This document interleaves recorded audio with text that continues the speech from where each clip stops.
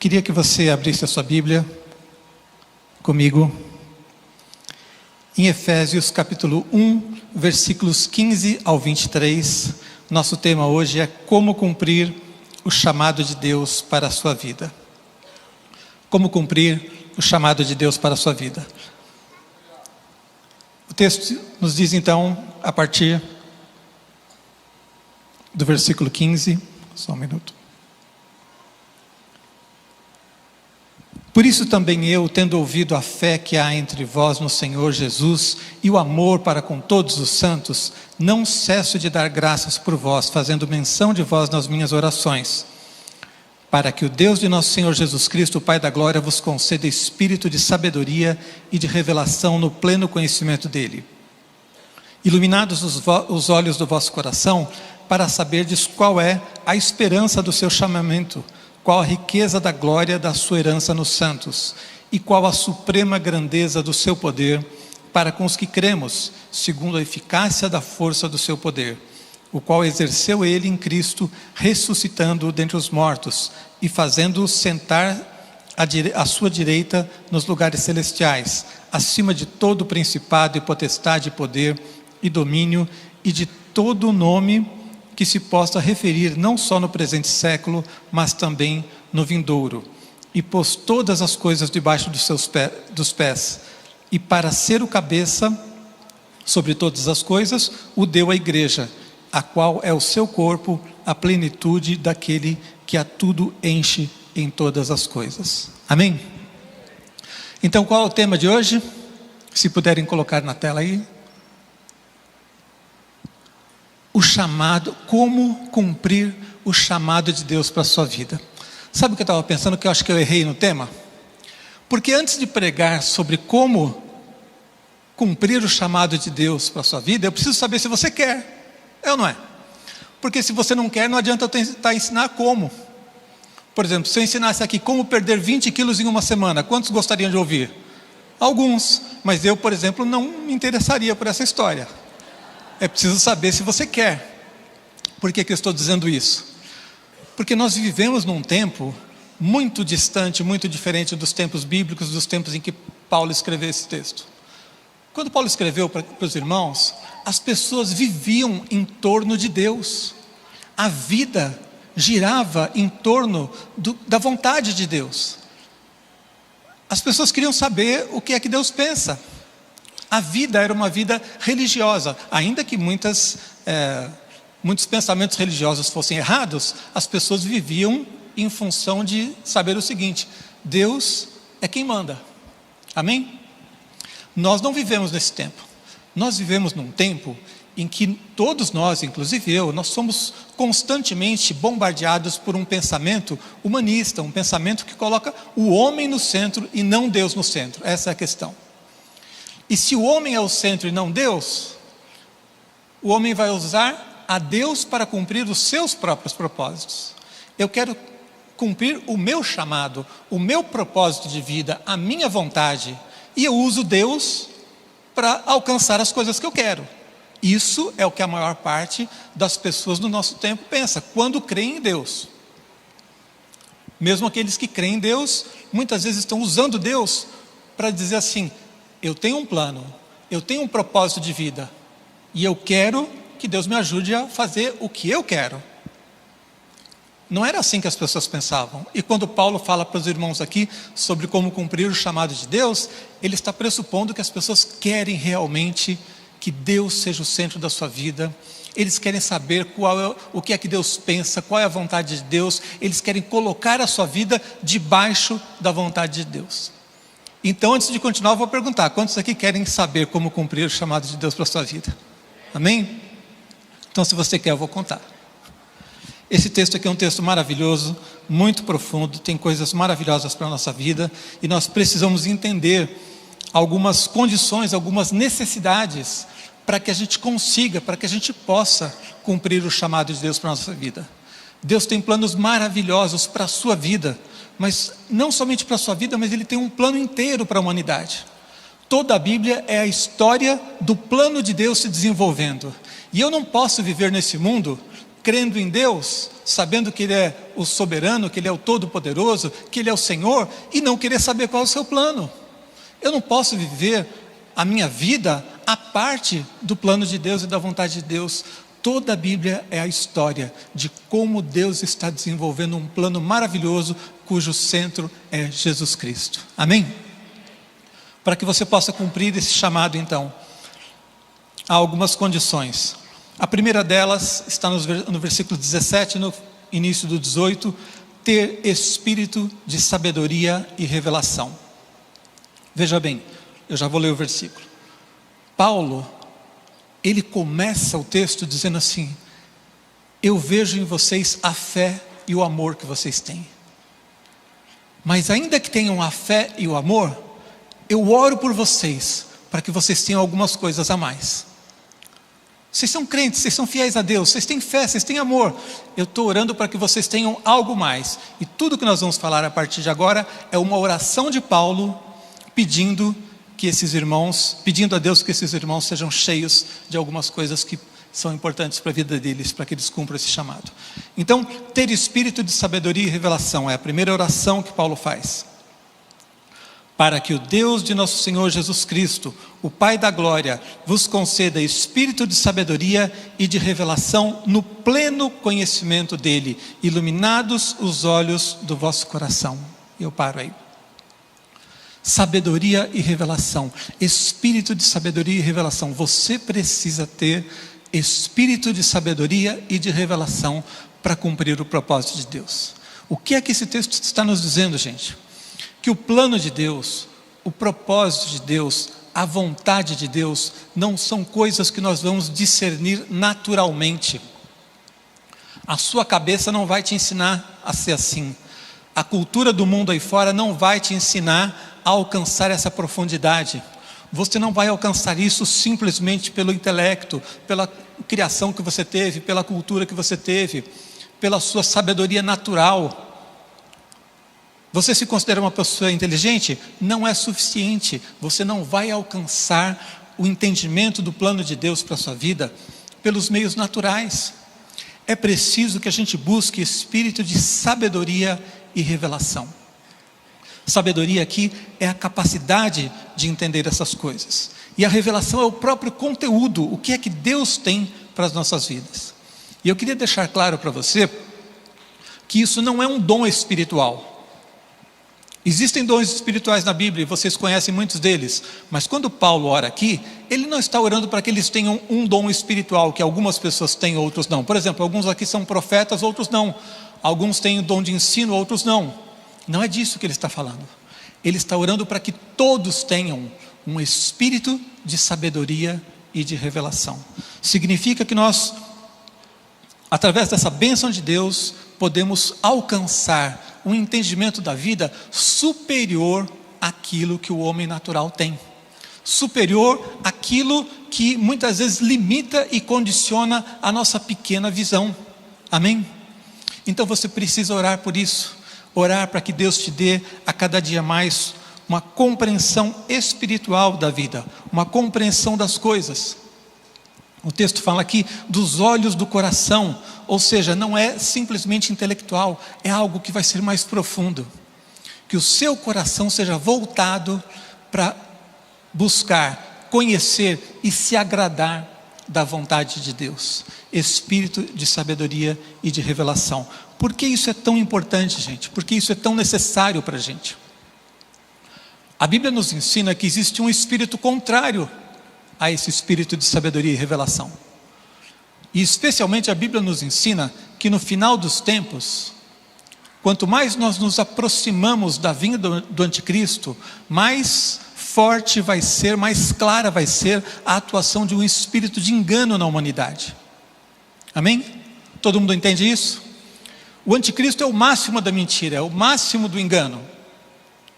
E quanto mais nós nos aproximamos desse tempo, do final dos tempos, a Bíblia inteira nos alerta, o próprio apóstolo Paulo, falando a Timóteo, alerta.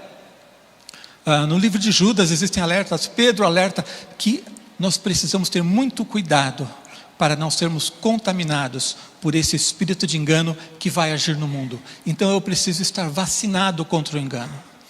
Eu preciso estar preparado para não ser iludido. Eu preciso estar pronto para conhecer o coração de Deus e não seguir o rumo que o mundo segue. Você precisa ser capaz de julgar criticamente tudo que está aí fora com sabedoria e revelação. Não por uma ideologia qualquer, seja ela qual for, não por uma corrente de pensamento momentânea da nossa época, mas você precisa julgar essas coisas de um ponto de vista espiritual. É preciso ter sabedoria e revelação. E eu vou perguntar para você: em quantas pessoas você vê essa marca hoje? Pessoas que você olha e fala assim: essa pessoa tem esse espírito de sabedoria e revelação. Com tristeza eu vou dizer para você que mesmo nos líderes religiosos dos nossos dias, mesmo nos pastores, nos pregadores de hoje em dia, não é muito fácil a gente ver pessoas que você olha e vê uma profundidade de conhecimento de Deus, de discernimento das coisas espirituais. Muita gente hoje em dia está pregando coisas vazias, aprendidas em livros de autoajuda mais do que na Bíblia. E eu não estou falando isso para criticar ninguém, não vou citar nome de ninguém aqui, obviamente, mas nós precisamos discernir essas coisas. E precisamos entender que no nosso tempo, não está sendo fácil encontrar pessoas com espírito de sabedoria e revelação. E precisamos buscar isso para a nossa vida. Eu estou dizendo isso para que você diga assim: eu vou ser um desses, eu vou buscar isso para a minha vida, eu quero ter espírito de sabedoria e revelação, eu não quero ser condicionado pelo mundo, eu não quero ser enganado por ninguém, eu não quero ser enganado pelo diabo, pelo espírito de engano dos últimos tempos, eu quero saber qual é o plano de Deus para a minha vida, é só isso que me importa, amém?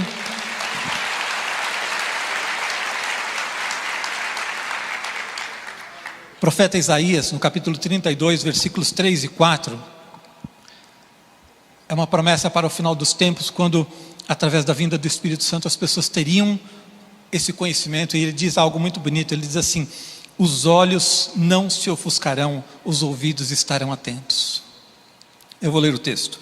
Os olhos dos que veem não se ofuscarão, e os ouvidos dos que ouvem estarão atentos. O coração dos temerários saberá compreender, e a língua dos gagos falará pronta e distintamente. Ele está prometendo um tempo em que o espírito de sabedoria e revelação estaria ativo no mundo. Quem é que tem os olhos ofuscados? Quando é que você sente a sua visão ofuscada? É quando você está num ambiente escuro e existe luz. Você depara com a luz, sim ou não? Você precisa saber quanto de luz existe em você, porque se você está na luz, a luz não vai te ofuscar, entendeu?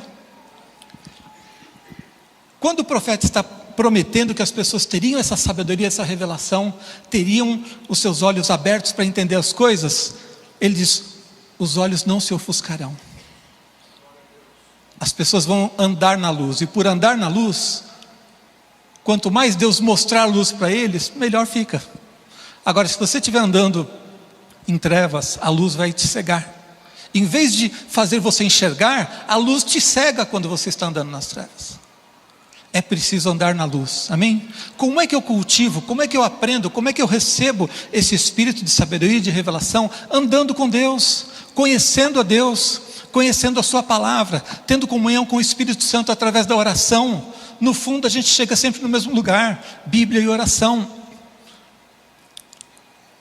E um coração humilde quando faz isso, um coração sincero, um coração desejoso de aprender. Eu leio a Bíblia não para encontrar uma solução para o meu problema de amanhã, eu leio a Bíblia para saber como é que Deus pensa, o que é que Deus quer, qual é a vontade de Deus.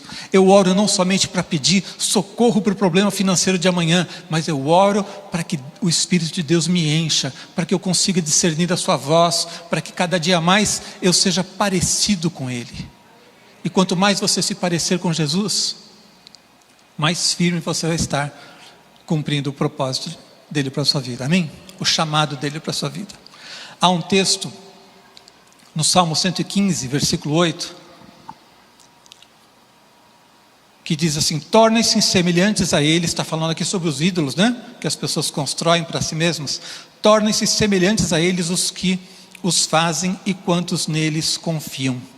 Eu ouvi muitas vezes pessoas dizendo o seguinte, que as pessoas se tornam parecidas com aquilo que elas creem. As pessoas se tornam parecidas com as coisas que elas idolatram, que elas se dedicam. E esse texto está dizendo exatamente isso. Então, uma pessoa que tem a sua fé em um ídolo vão, ela vai ser cada dia mais parecida com aquela porcaria que ela está crendo. Mas eu creio que o oposto também é verdade. Você se torna cada vez mais parecido com Deus na medida em que você anda com Ele. Amém? Acontece isso, marido e mulher, acontece entre amigos, a gente anda com pessoas, a gente se torna parecido com eles. Quanto mais você andar com Jesus, quanto mais você andar com Deus, quanto mais você cultivar a sua comunhão com o Espírito Santo, mais parecido você vai ser com Ele e mais facilidade você vai ter para entender o propósito que Deus tem para a sua vida. Amém? Segunda condição aqui, a segunda oração que Paulo faz para que nós possamos cumprir o nosso chamado é compreender a riqueza desse chamado. Você precisa compreender a riqueza do chamado de Deus para a sua vida. Está lá no final do versículo 18, quando diz: eu oro para saberdes qual é a esperança do seu chamamento e qual a riqueza da glória da sua herança nos santos. Você compreende a riqueza do seu chamado? Sabe, quando eu falei que muitas pessoas não estão procurando o chamado de Deus, não estão nem interessadas em saber a vontade de Deus, elas estão apenas usando a sua fé em Deus para conseguir o que elas querem, o seu propósito, a sua ideia, é porque elas não conhecem a riqueza do seu chamado. Elas não entendem quão superior é a vontade de Deus. Então elas se aproximam de Deus assim: olha, Deus, eu tenho um projeto de vida, eu quero que o Senhor me abençoe nesse projeto aqui, tá bom? É uma estupidez tão grande, porque é impossível que o seu projeto de vida seja melhor do que o projeto que Deus tem para você. Você não pode ser melhor do que Deus, você não pode planejar melhor do que Deus, você não pode nem mesmo se amar tanto quanto Deus te ama. Então, se Deus me ama mais, e se Ele sabe o que faz, eu preciso querer o projeto dEle. Eu preciso entender a riqueza, a glória que existe nesse chamamento. Muita gente simplesmente troca de religião, mas mantém a mesma mentalidade. Ele estava acostumado no mundo a buscar a religião de uma maneira utilitária, para conseguir as coisas que ele queria. E aí ele descobre que, pela fé em Jesus, às vezes as coisas são mais fáceis. Aí ele troca e vem para cá, para Jesus. Mas ele continua usando a Deus de uma maneira utilitária. Eu estou buscando a Deus só para conseguir o que eu quero. Eu quero o meu projeto ainda. A gente precisa sair além disso. A gente precisa entender a riqueza desse chamamento. Chamamento e herança. Deus tem um compromisso e uma bênção para você. Quando você se compromete com Deus, Deus tem uma bênção para você. Paulo ora para que a gente entenda a riqueza desse chamamento e a herança que nós temos. Sabe, se nós pudéssemos, por um instante, teria que ser muito rápido, porque deve ser meio complicado isso. Mas se você pudesse por um instante ter uma visão do inferno e uma visão do céu, você ia entender a riqueza do chamamento de Deus para a sua vida. Você ia entender quão precioso é o chamado de Deus para a sua vida. Deus quer abençoar a sua vida e quer fazer de você uma grande bênção. Esse mundo está extremamente carente de Deus. Eles precisam daquilo que Deus colocou no seu coração. Você não pode se menosprezar, se sentir pequeno, se achar pequeno, quando você sabe que Deus decidiu habitar em você e fazer de você um discípulo dele. Quando Deus decidiu entregar a você uma missão. Então você não pode vir para Deus simplesmente dizer assim: tá bom, Senhor, muito obrigado pelo que o Senhor me abençoou, eu não merecia nada, eu vou ficar sentado aqui no meu cantinho, já tá bom. Não tá bom. Você precisa entender o que é que Deus tem para fazer na sua vida. Deus quer manifestar o seu amor nesse mundo através da sua vida. Deus quer manifestar o conhecimento de Jesus para esse mundo através da sua vida. Deus quer abençoar pessoas, quer abençoar a sua família e talvez muito mais gente fora, além da sua família, que você nem imagina que você possa fazer.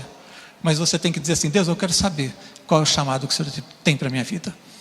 Se você quiser, Deus vai te mostrar como chegar lá. É preciso entender que nós temos um chamado maravilhoso. Não troque a visão espiritual por qualquer visão natural desse mundo. Sabe, hoje estamos num dia de eleições. Muitas pessoas se contaminam tanto com o clima da eleição que estão transformando a sua visão política em algo mais forte para eles do que a sua visão do Evangelho. Isso não pode acontecer com a gente. O Evangelho é muito maior, é muito superior a qualquer coisa desse mundo.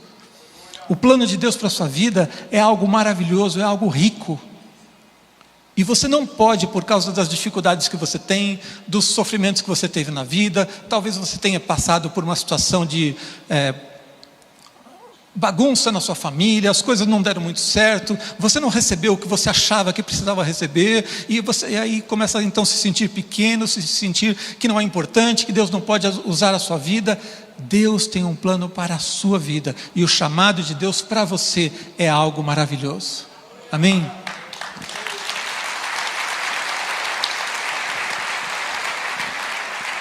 O seu potencial é ilimitado, porque ele não está preso àquilo que você recebeu desse mundo. No momento em que o Espírito de Deus entra na sua vida, Ele vai te conduzir, através desse Espírito de sabedoria e de revelação, a ser cada dia mais parecido com Jesus, a ser cada dia mais ungido pelo Espírito, e aí as coisas, simplesmente, os limites se rompem. Os limites se rompem, porque não é algo natural. Amém? Então não aceite uma visão limitada da sua vida, porque você vai estar limitando esse chamado que Deus tem para você. Terceira oração que o apóstolo Paulo faz pelos irmãos, pelos efésios, para que eles possam cumprir o seu chamado, é compreender a grandeza do poder de Deus. Não é só compreender o chamado, como nós vimos, mas compreender que Deus tem o poder para cumprir isso tudo. O versículo 19 ao 21. E qual a suprema grandeza do seu poder para com os que cremos, segundo a eficácia da força do seu poder, o qual exerceu ele em Cristo, ressuscitando dentre os mortos e fazendo sentar à sua direita nos lugares celestiais, acima de todo principado e potestade e poder e domínio e de todo nome que se possa referir, não só no presente século, mas também no vindouro. Amém? Parece que Paulo vai sempre desenrolando o assunto de uma maneira lógica e cada vez mais profunda. Ele mostrou que nós precisamos entender esse chamado de Deus, precisamos valorizar esse chamado, precisamos ter espírito de sabedoria e revelação para compreender isso, mas aí quando você é confrontado com esse plano maravilhoso de Deus, qual é a sua tendência? Dizer assim, bom, mas é muito para mim, eu não sou capaz. E então ele parece que já respondendo a pergunta que a gente iria fazer, diz, olha, não se esqueça de uma coisa, para que você cumpra o chamado de Deus para a sua vida, é o poder de Deus que vai te dar a vitória, é o poder de Deus que vai te conduzir, é o poder de Deus na tua vida que vai fazer tudo aquilo que te parece impossível. E quando nós somos confrontados com esse poder de Deus, as coisas mudam. Amém? Porque quando eu olho para a grandeza de Deus, meus problemas ficam menores. Sim ou não? Porque eu vou comparar os meus problemas com o tamanho do poder de Deus, e aí o problema faz o quê? Fica pequenininho. Quem é que tem um grande problema hoje? Não? Todos aqui, alguns aqui talvez tenham um grande problema para resolver. Quero dizer para você, comparado ao poder de Deus, esse problema seu não é nada. Comparado ao poder de Deus, isso é insignificante. Nossos problemas se tornam menores. Nós temos mais disposição para servir quando olhamos para o poder de Deus. Porque se eu olhar para a minha capacidade, gente, eu não vou ter muita vontade de servir a Deus, porque eu vou me sentir constrangido, eu vou me sentir intimidado, porque eu não sou tão bom assim, eu não sou tão inteligente assim, eu não sou tão capacitado assim, eu posso me sentir intimidado. Mas se eu olho para o poder de Deus, eu tenho mais vontade de servir a Deus, porque eu sei que quando eu estiver fazendo a vontade de Deus, Ele é quem vai estar me garantindo, amém? Então quando nós olhamos para o poder de Deus, as coisas vão ficando mais fáceis, a gente fica mais motivado. Nosso louvor e adoração é diferente, porque a gente já chega aqui pronto para louvar e adorar, porque eu sei que eu sirvo a um Deus que é o Todo-Poderoso. Interessante a redundância que existe no versículo 19. Volte aí no versículo 19 e dê uma olhada. Paulo ora para que a gente entenda então qual a suprema grandeza do seu poder, segundo a eficácia da força do seu poder. Vocês entendem isso aqui, gente? Eu não entendo, não. Sabe a sensação que eu tenho às vezes quando eu leio Paulo tentando descrever as coisas de Deus? É que a compreensão que ele tem do mundo espiritual é tão profunda, que não tem palavra no nosso dicionário que resolva. Então ele usa 6. Olha, eu contei 6 aqui. A suprema, supremo, já botou lá no alto, né? Grandeza do seu poder. 3 palavras aqui expressando algo superior, algo poderoso.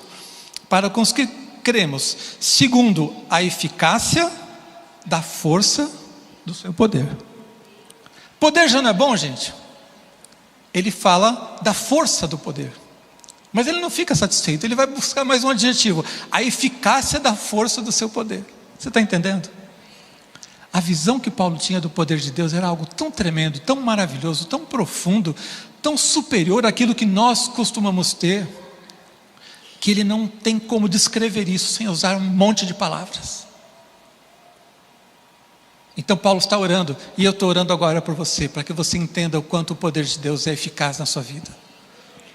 Não aceite limitações, não fique dando desculpas, não se sinta pequeno, não se sinta desprezado por Deus, não se sinta inútil. Você foi chamado por Deus. Isso aqui não é mensagem de autoajuda, ao contrário, eu estou mostrando para você que Deus tem um poder, e que esse poder é o que vai fazer diferença na sua vida. Eu não estou aqui exaltando o ser humano, estou exaltando o poder de Deus na vida de um ser humano pequeno e pobre e fraco como nós todos somos, amém? Se você olhar para o poder de Deus, você vai ser mais ousado, você vai desejar cumprir o chamado de Deus, você vai buscar isso.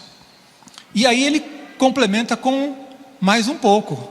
Toda essa redundância do versículo 19 não bastou, e aí ele diz assim: olha, esse poder que eu estou falando para vocês, você não entendeu ainda? Eu vou te explicar. É o poder que ressuscitou Jesus. É o poder da ressurreição, está lá no versículo 20. A ressurreição foi a maior demonstração de poder que já tivemos. Jesus não somente morreu por nós, mas ele ressuscitou. Significa o seguinte: aquele ditado popular que diz que para tudo tem jeito, menos para a morte, caiu por terra, porque até para a morte Deus deu jeito. E se ele ressuscitou, nós vamos ressuscitar juntamente com eles, amém?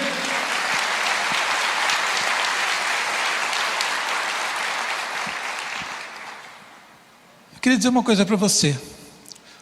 Uma das diferenças entre o pensamento e o entendimento do poder de Deus que Paulo tinha e que muitos crentes têm hoje, é que às vezes a gente tem uma visão dualista do mundo.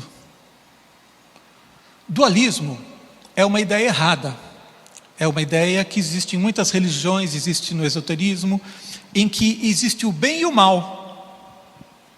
É sempre a luta do bem contra o mal. E nessa visão, o bem e o mal são forças iguais, porém opostas. Essa é uma das maiores mentiras do diabo, e que muito crente pensa assim.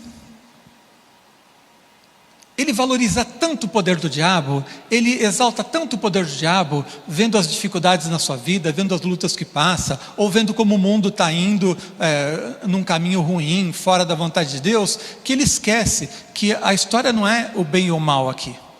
É Deus aqui em cima, bem para cima de onde eu posso alcançar aqui.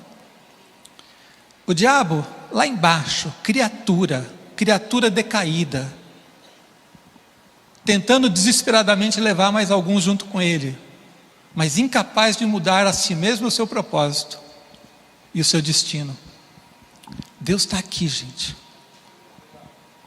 O mundo não é uma luta do bem contra o mal, não. O mundo é Deus soberano estabelecendo o seu plano e o seu propósito. E se você crê em Jesus, você está junto com Ele nisso. Amém? E eu fiz questão de frisar isso porque é um pensamento que às vezes ilude algumas pessoas menos instruídas na palavra. Às vezes as pessoas estão pensando em categorias dualistas, de bem e mal. Não, Deus está muito acima. Ele é o Todo-Poderoso. O diabo não pode nem fazer o que quer. Ele é rebelde contra Deus, mas ele não pode fazer o que ele quer. Se o diabo quiser te matar agora, ele não pode. Ah, mas ele não é rebelde contra Deus? É. Ele tem poder para fazer isso? Tem. Mas Deus fala assim, não, não vai fazer. Ele não faz. Quando Jó foi tentado, provado, e Deus disse assim, na vida dele você não toca, o diabo não podia dar uma de João sem braço, como se diz popularmente, né? E dizer assim, eu vou matar mesmo assim, depois eu me viro, eu sofro as consequências. Ele não pode fazer isso. É impossível o diabo fazer algo que Deus determine que ele não vai fazer. Porque Deus é o Todo-Poderoso. Não vai ter briga, não vai ter discussão. Deus diz assim, na vida dele não toca mesmo. Se você vai fazer a obra de Deus em alguma coisa e Deus diz assim, está abençoado, vai lá e vai dar certo mesmo. Não tem possibilidade de ser diferente quando Deus determina algo, você entendeu? Então você precisa entender a suprema grandeza da força, da eficácia, do poder de Deus e tudo aquilo que Paulo falou. Por fim, quarta oração que Paulo faz para que a gente possa cumprir o chamado de Deus para a nossa vida, entender o papel da igreja. Versículos 22 e 23 diz assim, e pôs todas as coisas debaixo dos pés, e para ser o cabeça sobre todas as coisas, o deu à igreja, a qual é o seu corpo, a plenitude daquilo que a tudo enche em todas as coisas. Eu confesso para vocês que eu fiquei surpreso vendo isso. Porque você percebeu que existe uma graduação no argumento de Paulo? E que ele vai sempre aprofundando mais para o lado espiritual. Primeiro ele diz que você precisa ter um espírito de sabedoria e revelação. Não é o natural, não é desse mundo aqui. Ele diz que você precisa compreender esse chamado que está preparado eternamente no coração de Deus. Aí para você cumprir esse chamado, ele apela mais uma vez para o transcendente, para o espiritual, para aquilo que está fora desse mundo aqui, e ele fala da grandeza do poder de Deus. E aí depois de chamar a gente 3 vezes a olhar para além, para fora, para o eterno, aí ele derruba a gente para cá, e diz assim, e tudo isso, para que se cumpra, Deus o deu, falando de Jesus aqui, né? Para ser o cabeça da igreja. É através da igreja que tudo isso vai acontecer. E aí quando eu olho para a igreja, gente, eu não sei você, mas eu vejo algumas coisinhas erradas, sim ou não? Ou você nunca viu nada de errado? Nunca viu um pastor que você pensava que era uma bênção e de repente cai num pecado que traz escândalo? Nunca viu alguém pregar um ensino errado, distorcido? Você nunca viu igrejas frias espiritualmente, morrendo? Você nunca viu igrejas com muito fervor, mas que não entende nada da vontade de Deus? Você nunca viu a igreja errar, não? E aqui, falando da igreja até local, se você nunca viu ninguém errar, é porque você só entra e sai correndo. Fica um pouquinho mais aqui para você ver. Nós somos pequenos, gente. Somos falhos. Ainda temos que lutar contra as nossas fraquezas, nossos pecados. Mas o que é que Paulo está dizendo? Que esse supremo chamado de Deus, esse poder maravilhoso de Deus, é tudo para operar através de nós, para que Jesus seja glorificado como cabeça da igreja. Amém?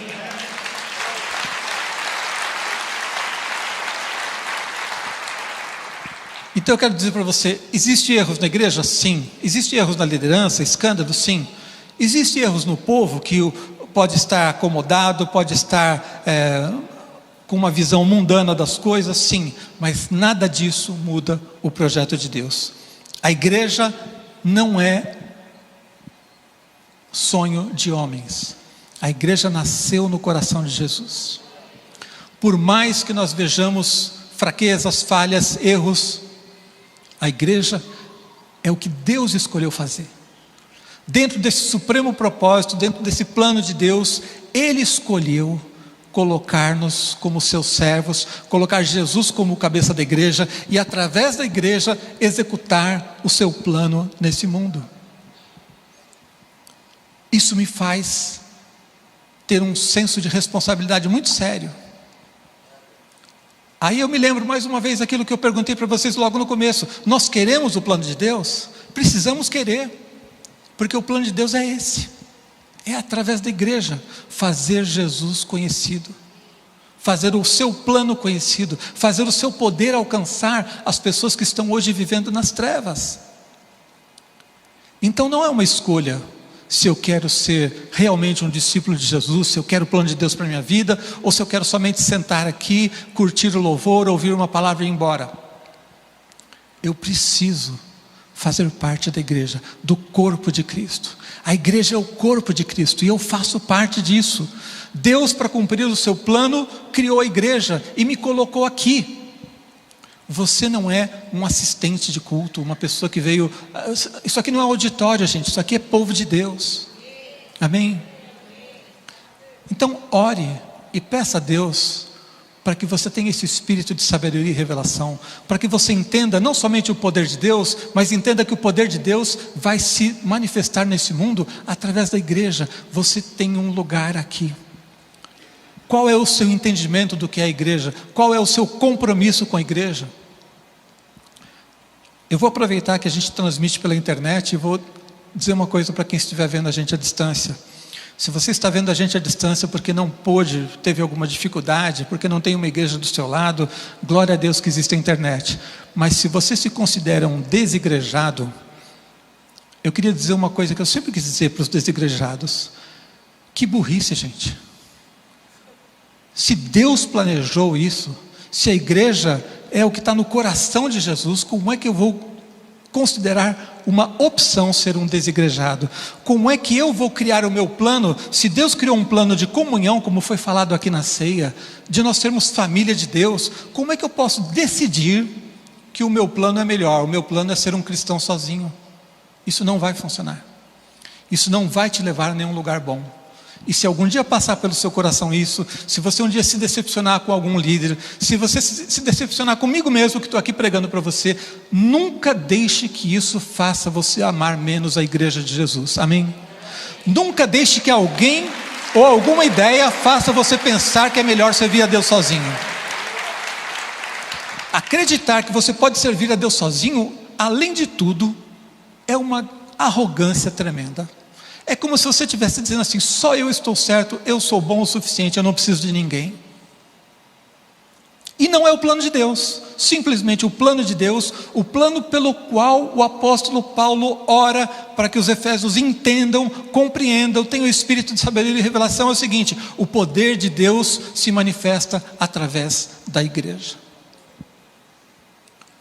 Deus entregou Jesus para ser o cabeça da igreja. É Ele que nos dá esperança, é Ele que enche todas as coisas, e é no poder de Deus que nós vamos ser uma igreja forte, uma igreja viva, uma igreja que cumpre o chamado de Deus para a nossa vida. Amém?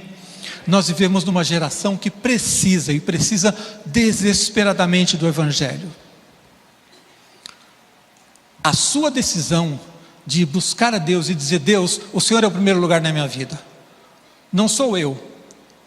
A sua vontade é melhor, não a minha. Eu estou aqui não para cumprir o meu projeto de vida, mas para consagrar a minha vida para cumprir o teu projeto. Essa decisão vai fazer com que você seja cheio do poder de Deus. E cheio do poder de Deus, nós todos como igreja vamos abalar esse mundo. Amém? É através da igreja. E eu não posso decidir estar fora disso. Eu não posso achar que de alguma maneira, fora disso, fora do plano que Deus fez, as coisas vão dar certo. Eu preciso da igreja. Eu preciso estar integrado. Eu preciso ser um membro desse corpo. E Jesus é o cabeça. Amém? Então eu quero orar pela sua vida nesse momento. Quero pedir que você fale com o Senhor.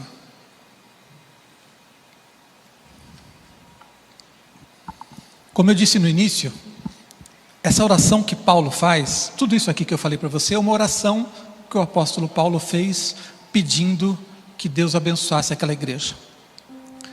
Ele diz assim: eu tenho visto a sua fé e o seu amor. E ainda assim, ele ora para que tudo isso seja acrescentado na vida deles.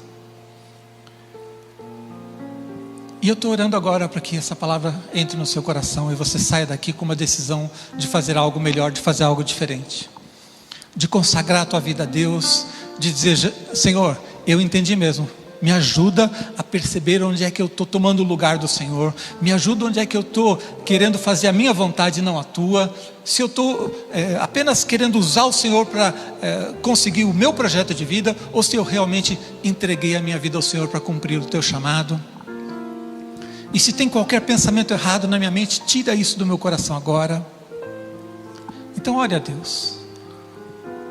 Mas antes eu quero fazer uma primeira oração, porque o primeiro passo que a gente precisa dar é dizer: Deus, eu quero que o Senhor entre na minha vida, no meu coração.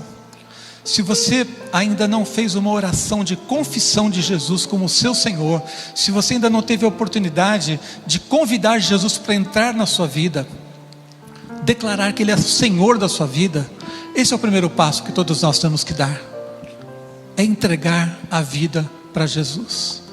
E se você nunca fez isso, ou até já fez, mas sente que não foi completo, não foi uma entrega de coração, e você hoje quer entregar a sua vida para Jesus, eu quero orar por você, para que Jesus entre no seu coração, e que a partir de hoje você seja lavado pelo sangue de Jesus, perdoado por Jesus, e seja recebido por Ele como parte da sua família. Se você quer entregar a sua vida a Jesus, levante a sua mão para que a gente possa orar pela sua vida, para que você possa ter hoje salvação. Se você quer entregar seu coração para Jesus hoje, levante a sua mão para que a gente ore por você.